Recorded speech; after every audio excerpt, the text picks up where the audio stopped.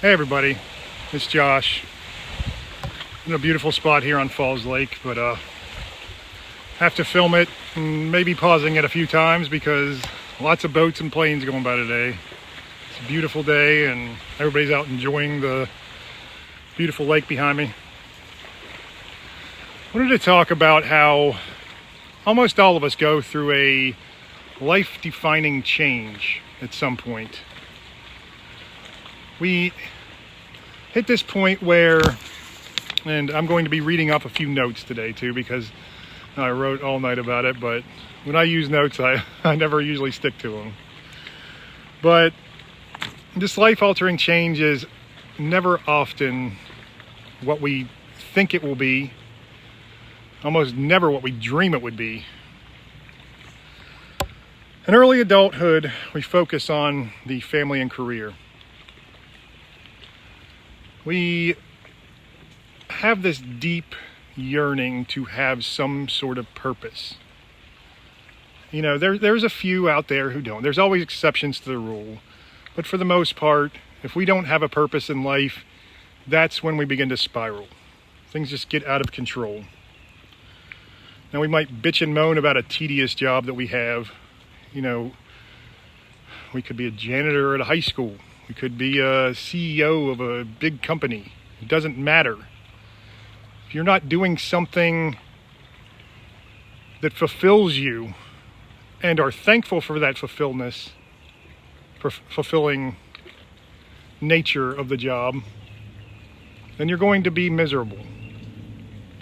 And if you think that your life is just about that purpose of working and providing for your family and that's it, then you will often find yourself facing those deeper questions and having that deeper yearning for something more. But we have to go through this. It's the self-discovery phase that we go through. You know, we have to push ourselves to various types of limits. It's just like in dating. If you don't date quite a few different people, you're never going to learn the type of person that you want to be with. If you don't do many types of jobs, you will never know the type of job that you want to be in. But when you have that higher purpose, that higher meaning, it doesn't matter what job you're in. You bring that purpose with you. As I quote a lot, I believe it's Mike Rowe from TV's Dirty Jobs, and he's a very smart man. But he has a quote that says, "Don't follow your dreams, let your dreams follow you." I think that is amazing because almost nobody feels like I'm going to be a plumber and that's my destiny. No, you know your destiny and you're a plumber and you get joy from helping people. You get joy from doing the things that God wants you to do while doing your regular job or no job at all. So what happens when that purpose is stripped away from you? What happens when, you know, I follow football a lot, the NFL. Most of the NFL players play for 3 years, and then when they retire or they are kicked out of the game somehow, they never know what they're doing with their lives. Sorry, these jet skiers and boaters just do loops around. There's a little peninsula. They just keep going back and forth. So I'll be pausing every now and then. Hopefully I'm not right in the middle of a good point.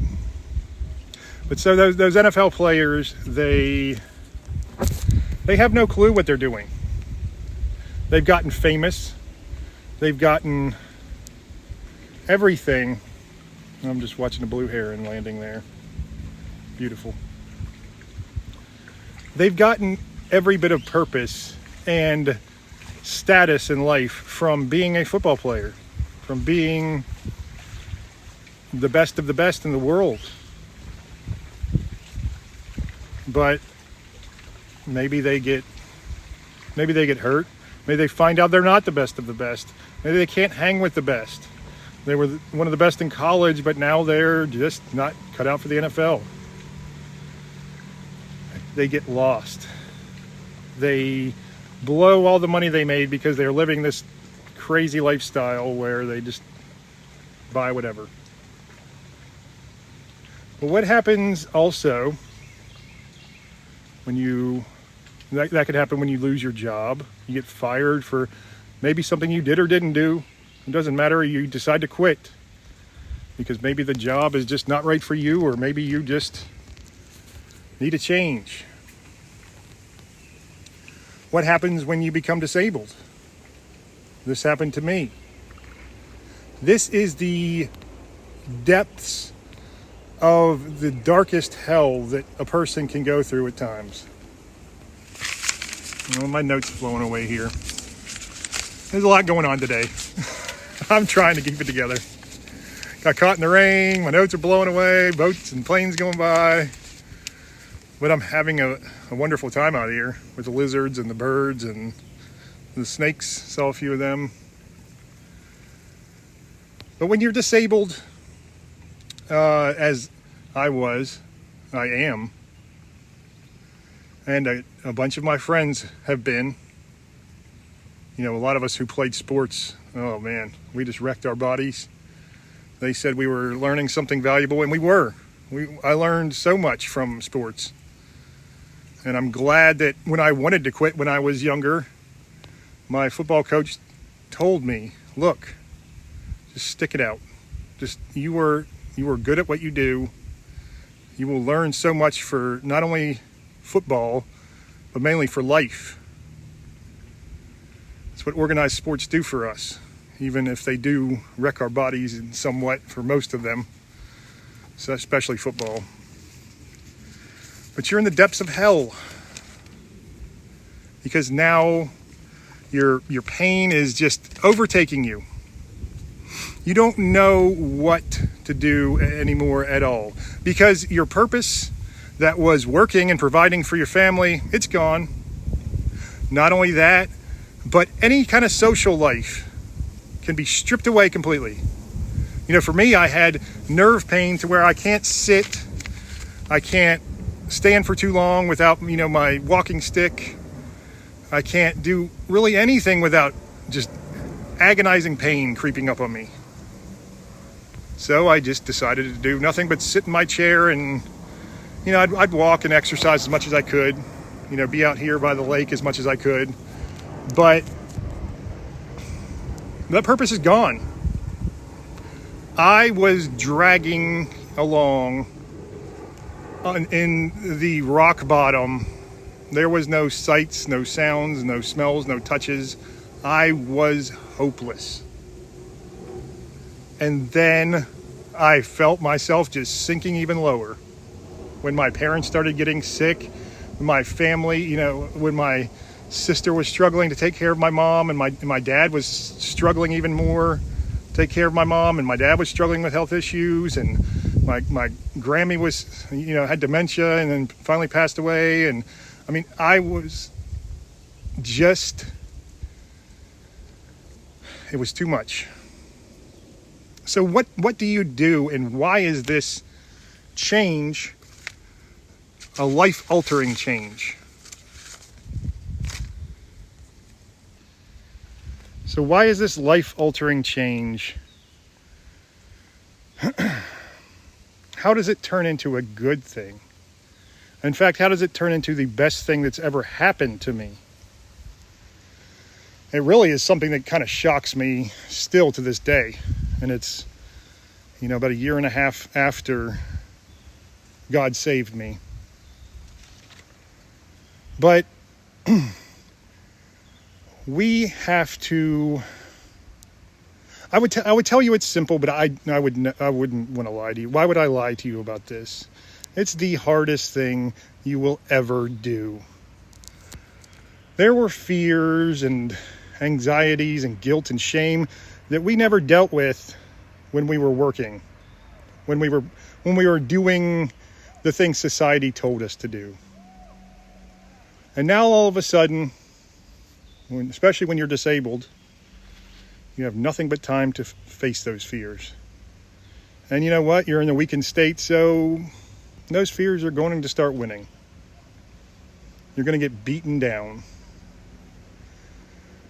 Test of the spirit versus the health of a mind is what it usually boils down to. I didn't know, here comes the boat going around the horseshoe there. I didn't know what to do. I didn't know what to expect. I pretty much just resigned to the fact that my life was over. How could it be anything else? I'm an outcast of society. I've seen people who are disabled, and, you know, not only do they bring themselves down, does life bring them down, but they usually drag down all their loved ones around them. And the guilt and shame from that might just be the thing that tips you over the edge and just makes you say, well, it's better off that I'm not on this earth anymore. You know, it made it even worse for me because when I was working, and wait till these tsunamis from the jet skiers, water skiers go by, die down a little bit. When I was working, I kind of felt like a fraud. I got a job first I was fixing computers at a pretty big convenience store here on the East Coast. And then it kind of moved to fixing computers and gas pumps. I am very computer illiterate. I mean, I am not good at anything technology, really. I'm definitely not good at building or engineering or any of that stuff. And a good friend got me this job. I'm grateful every day that he did because he's one of the best friends that I have ever had. But that job just, I didn't know what I was doing. I started busting my ass. Very, very. Can't find a great spot to stand here today. I'm sorry, guys. I started busting my ass, and really, like I said, I felt like a fraud. But I was working 80, 100-hour weeks, and I was actually getting better at stuff. I was fixing things that even professionals didn't know. You know, there were times the whole store was down, and they'd bring teams of these professionals from different areas in, you know, trying to find out why the whole computer system was down. You know, they had little touch screens. You can order your food and the credit system and everything. I went in there. I spent a long time. This happened to me a couple of times, and I figured it out. I fixed the issue that all these experts couldn't fix.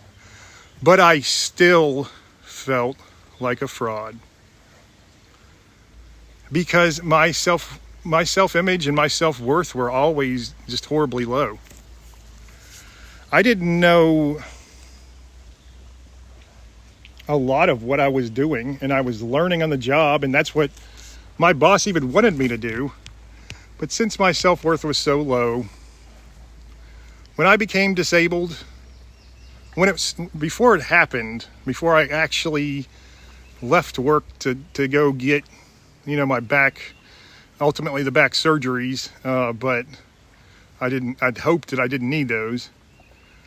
But I just felt that pain, and it just started giving me the biggest anxiety and depression I could even imagine. Because I had finally become adequate in my mind. This is what I think in my mind. I'm not telling you reality. I felt like I was finally adequate at something, and I could finally do something.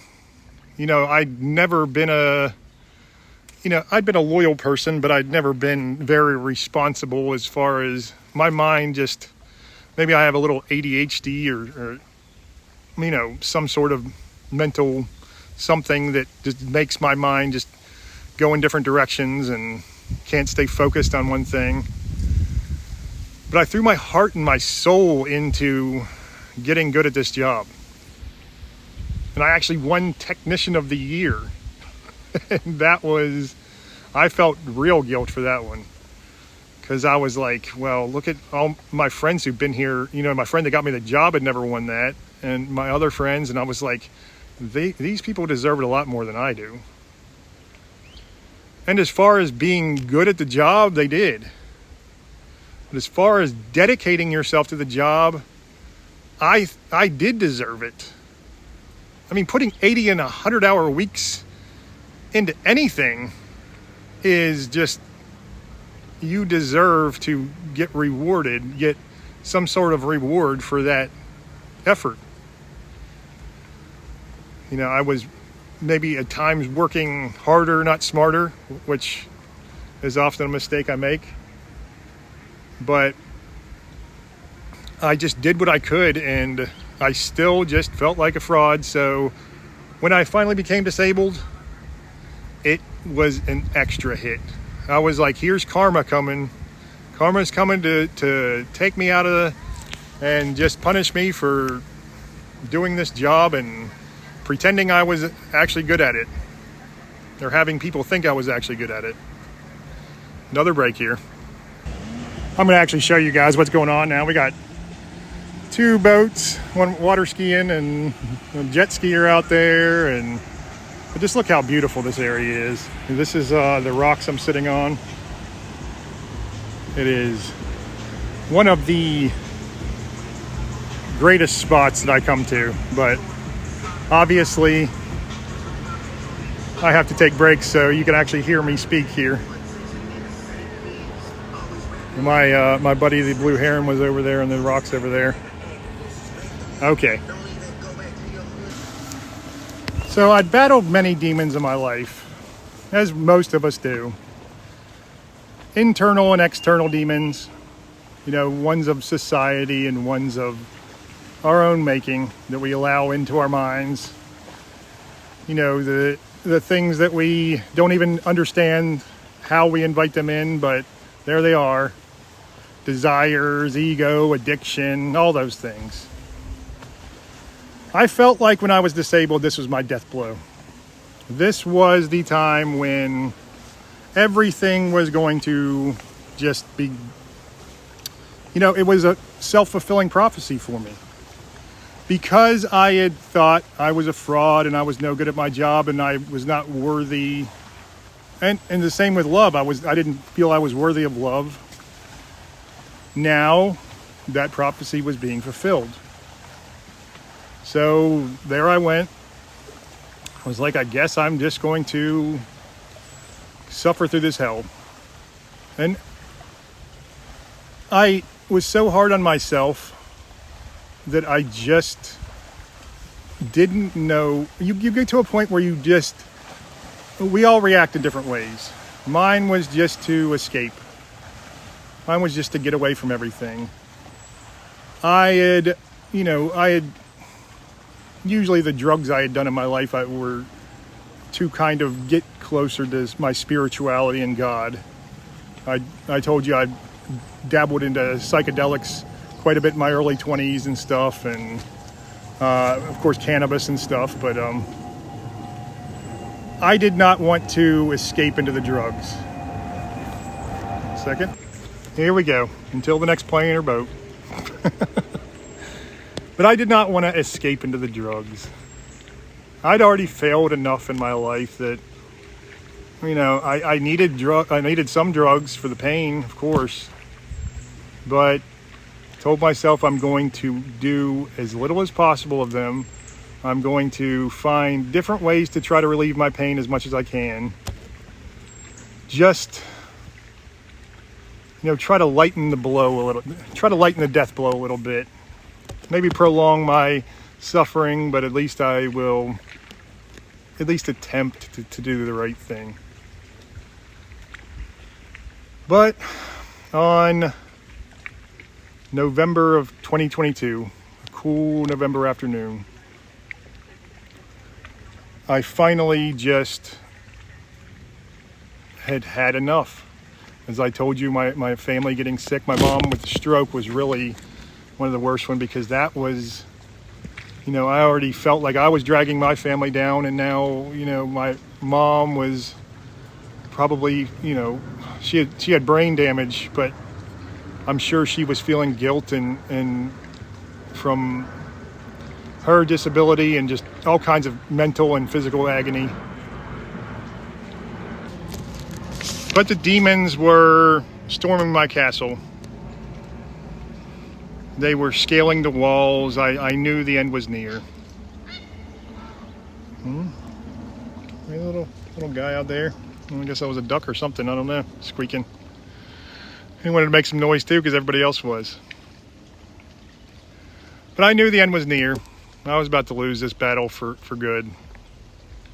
So even though I did not think that God was an interventionalist God, one who interferes at all in our lives, who steps into our lives and helps us. I knew that he gave us little nudges here and there, but I needed a lot more than a nudge.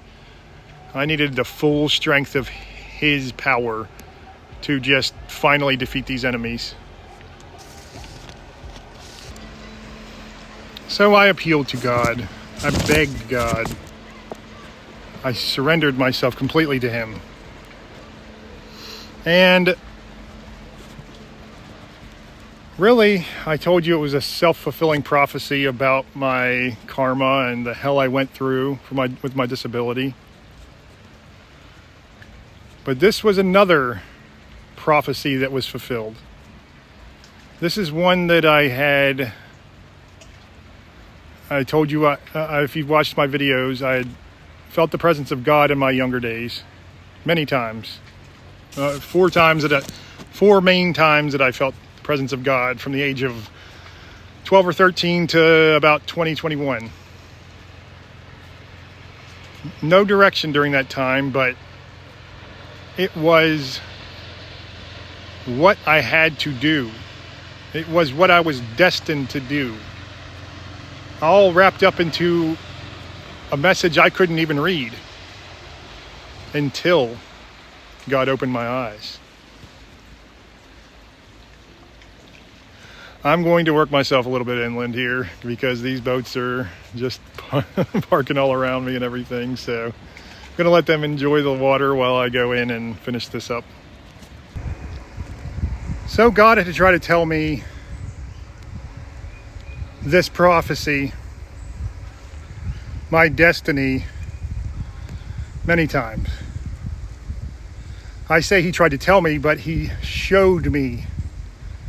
He knew I wouldn't be able to understand it. That was the point. He just knew that if he showed me himself, he showed me his nature, he showed me his presence, I felt the warmth and the comfort and the love within it, that I would spend the rest of my life chasing after that. And so I did. I did it in all the wrong ways, but eventually I found the right way. But if God would have told me, hey, you're meant for some miraculous divine purpose, here it is. And that's what many of us ask. Why doesn't God do that? Why doesn't God just tell us what he wants us to do? It means nothing if we don't earn it. It's about the dozen times I moved. About 12 times, probably. Hopefully this video is not too chaotic. But as I was saying, it means nothing if you do not earn it. If you are told you are some chosen one by God, then you will end up like, well, let's just say like lottery winners. About 3 years, there's another plane. Wow. Lottery winners lose their money on average about 3 years after they get it. So all their wealth is gone. Some millions, sometimes hundreds of millions of dollars just wasted. Why is that? Why is it that a small business owner builds up his money slowly but surely, and then he just keeps it for life? And he keeps adding on to it. It's because if you don't earn it, you don't respect it. If you don't earn something, it means nothing to you.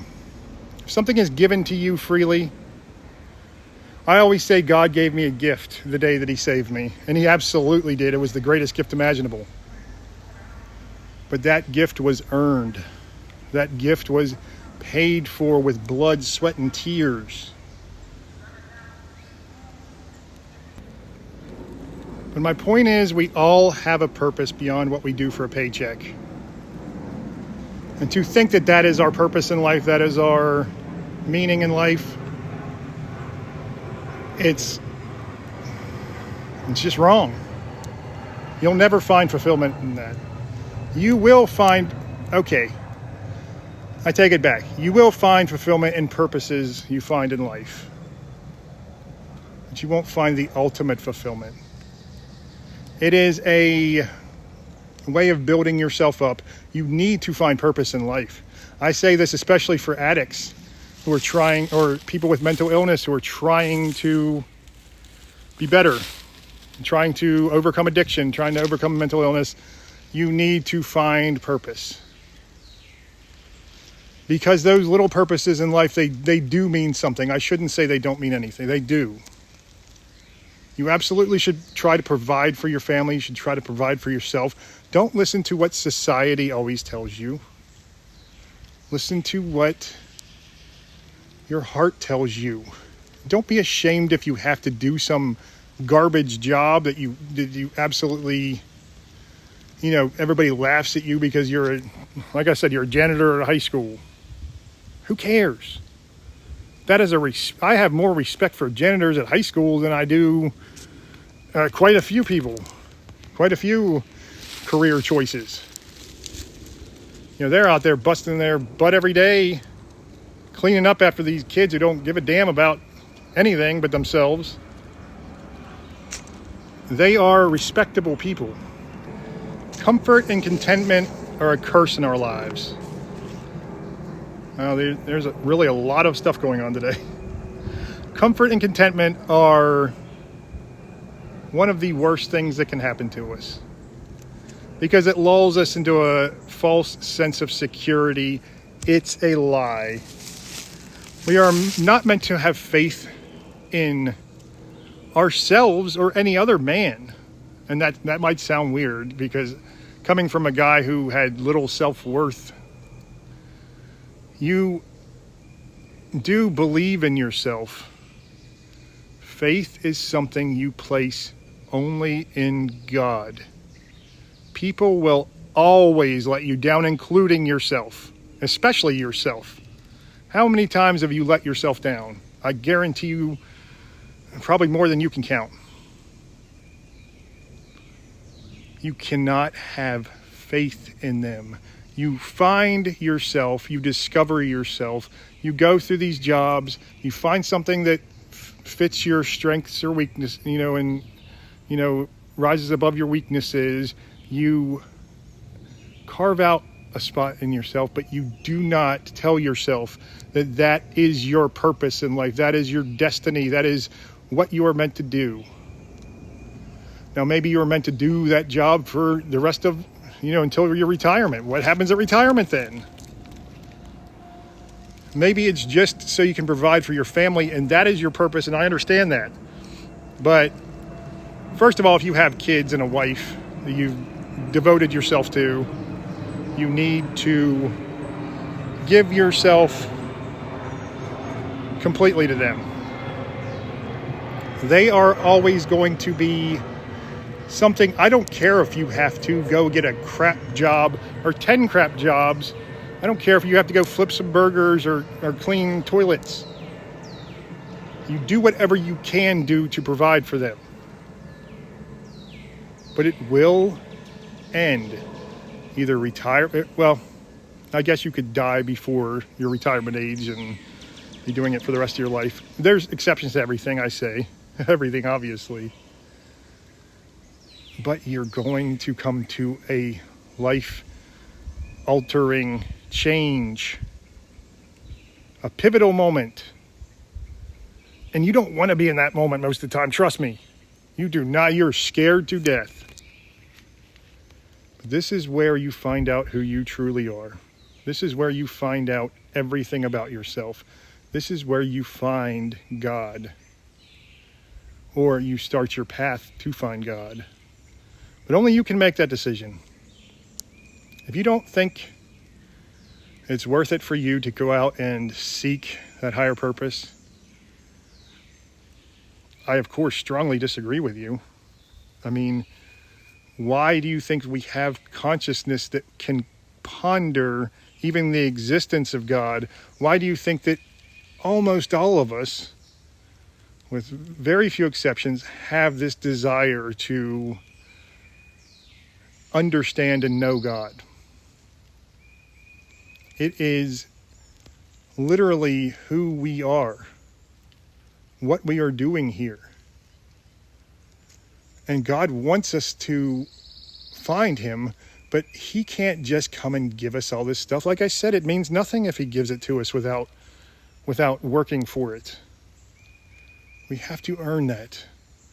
We have to sometimes just be broken down to literally we can't move on the floor. And we think this is the end, because if the demons get me because there's nothing else I can do. And just seek God as strongly as you can and tell him. He knows, he's watching. He's ready for you to open your spiritual eyes and see him. He's ready for you to find his pure love. You know, I talk about our different connections to God, and Christ for me is the ultimate stairway to heaven, or Jacob's ladder to heaven. The ultimate.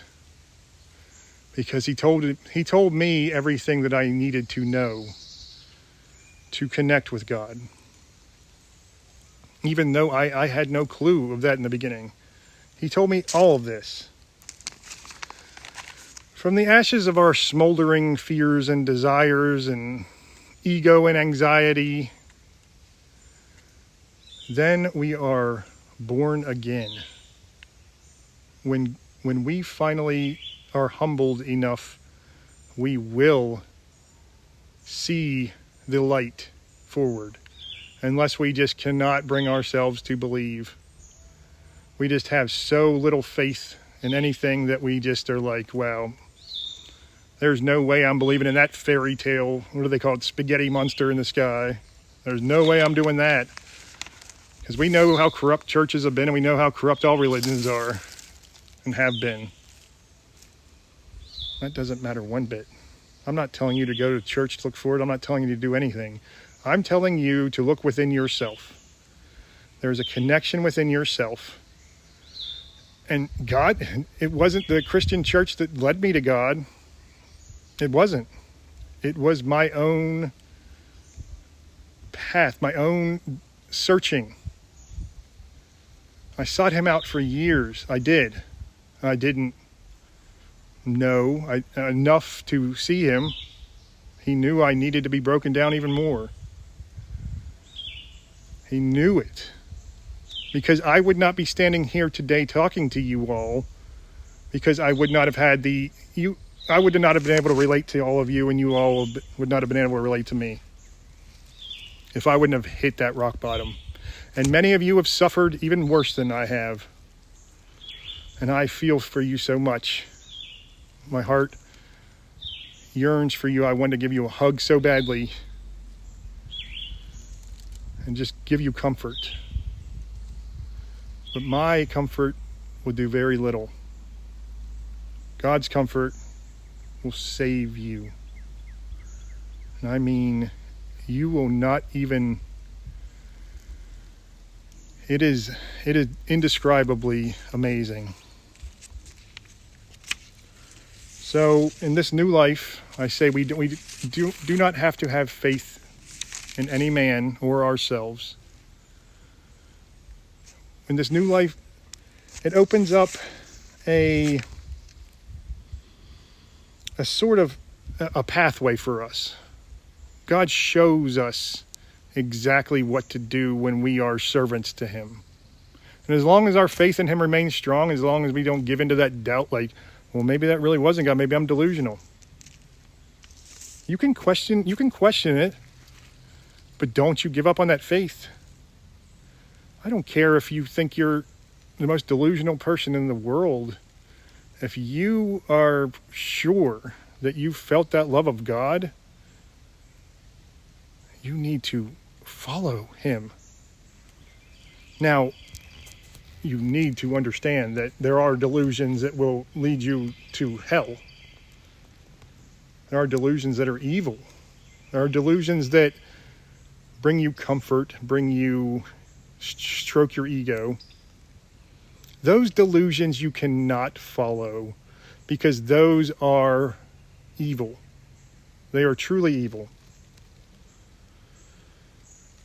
But lack of purpose, lack of hope, are darkness too powerful to overcome for us many times. We have to build that faith. Simply finding God, we've already done a lot of the work. But it's not like it gets easy. If you want easy, then definitely Christianity is not the way to go. Maybe go to New Age spirituality or something and try that out. But I don't think you're going to get much fulfillment from easy. I really don't. Suffering is the only road I ever found anything meaningful on. We need to walk in that light. We must travel to the depths of hell so we can find the peaks of heaven. And New Age spirituality, manifesting, and everything they teach is wonderful for so many people. It's a starting place. I simply don't believe in most of it, but I'm just a dude. I've already said I'm a big dumb idiot. But when I hear people have fallen into the pits of despair, I do feel sad for them, because I know how awful that suffering is. And I know that some people aren't going to make it out of it. And that breaks my heart. It really does. But I also get some excitement, because I know this is the place where you will find the light. This is the place where in that pitch black darkness, even a speck, even a glimmer of light will catch your eyes completely. Because there's nothing else. There's nothing around. A glimmer of hope. Follow it. What are you doing? Get your ass up off the rock and sulfury garbage cave that you're in and follow that glimmer. It's not like the darkness is going to take you anymore. You're already in hell. What do you have to lose? Follow, seek God. Seek and ye shall find. And I promise you, whether you're retired, whether you're quit your job, whether you're still in a job, whether you're disabled, it is never, never too late. You can be completely paralyzed and still be able to find your divine purpose. That's everything for today. I have to keep on stopping for all these boats and planes, and I love you all. God bless.